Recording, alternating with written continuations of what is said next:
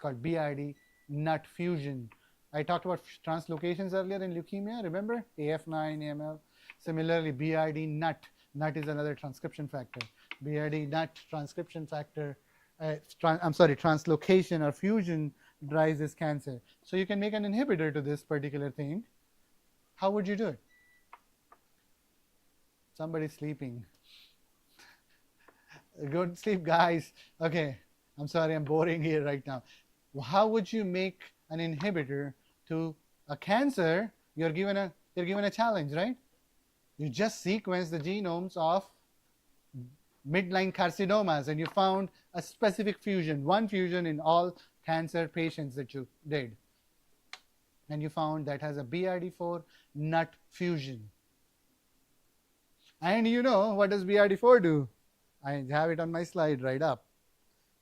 Yes, how would you make an inhibitor? You can somehow bring in a conformation and change the protein, and that will stop recognizing it. Okay, good answer. What else?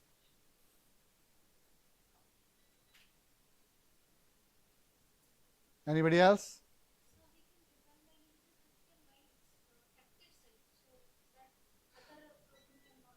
Beautiful. Competitive inhibitors. That's what people did.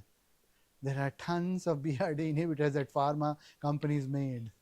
In fact, BRD4 inhibitors are an approved drug for these patients, and they get cured with that. How cool. I'm telling you how this really works in a real life, right? There are lots of people have actually tried bromodomain inhibitors, and they still continue to try. I am part of several clinical trials.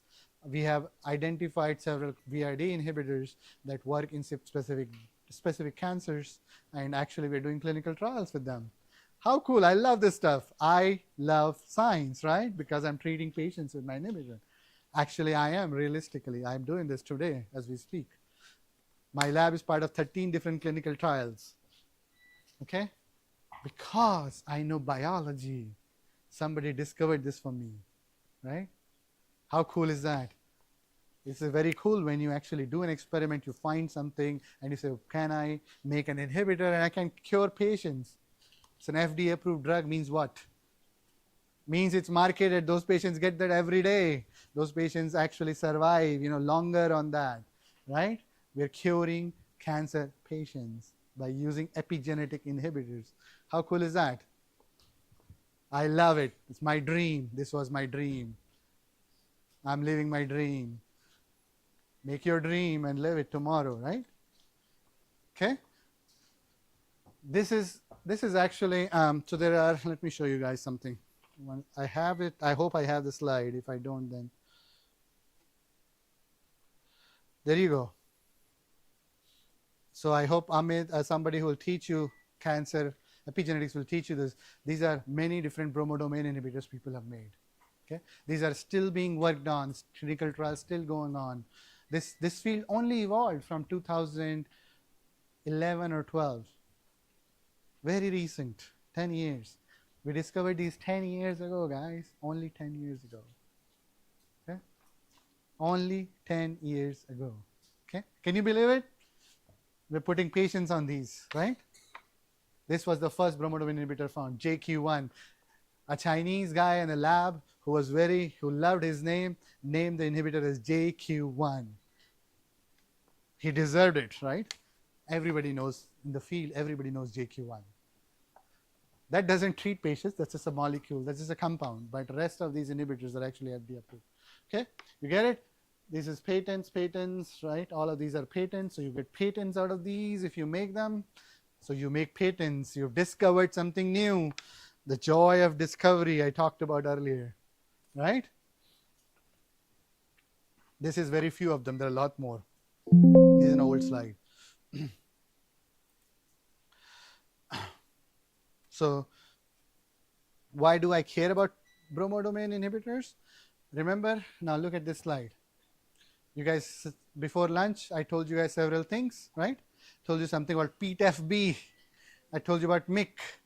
MYC binds to BRD4, PTFB binds to BRD4, and actually you can make inhibitors to those because BRD4 controls transcription of many things. And I'll come to that in a second. But I want you to appreciate that those acetylation marks that are put on the genes for gene activation can be inhibited because the cancer cells are addicted to transcription. They can't live without it. Makes sense, right? They got to make a lot of genes. They're proliferating all the time. They make lots of genes. They have to be transcriptionally addicted. So they make lots of genes. MYC amplified cancers are transcriptionally addicted. And MYC amplified cancers is where BRD4 protein inhibitors are being tried. That's a prime target. So you got your patient comes to clinic tomorrow. I sequence that patient. I know he has a MYC amplification, and I say, boom, you should go on a BRD4 inhibitor. That's called precision medicine, personalized medicine. Cool? You'll hear this from other people, but I'll keep talking about these things.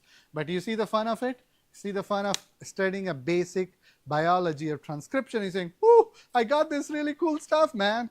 This is wonderful." BRD4 inhibitors actually are one of the most famous recent discoveries. Let me tell you about HDAC inhibitors. Histone acetylation is very cool. Methylation is a little more interesting, but acetylation is very cool. Erasers are HDACs. HDAC inhibitors are approved in various leukemias. Okay? All right? Meaning they are used to treat specific kinds of T cell leukemias today. HDAC inhibitors are another major discovery that was made a couple of decades ago. BRD4 is more recent, so I just feel excited. HDAC inhibitors, we use them all the time. Okay?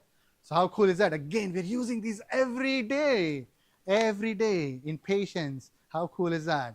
So you study epigenetics, you go there and do that, right? I told you about kinases. Kinases, how many of you have heard of EGFR inhibitors?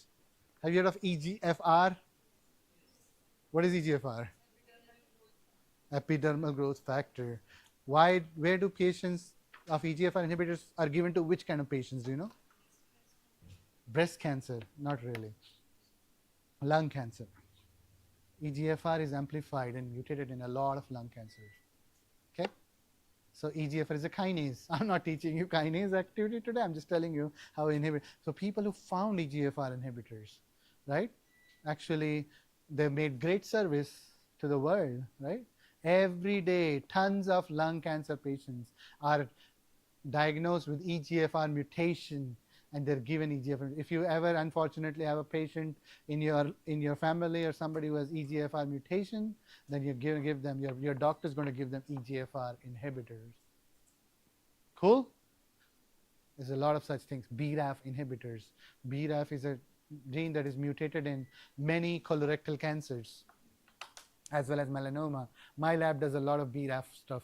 I work on melanoma and I work on a lot of different things, but it's BRAF mutated colorectal cancer as well. This is called precision medicine, which I was trying to tell you about, right? So a patient comes to their clinic, we sequence that patient, and we say, you've got X mutation, EGFR mutation, BRAF mutation, ALK mutation. These are all kinases. I just named them for you, okay? And those inhibitors then are given to the patient, and patient respond.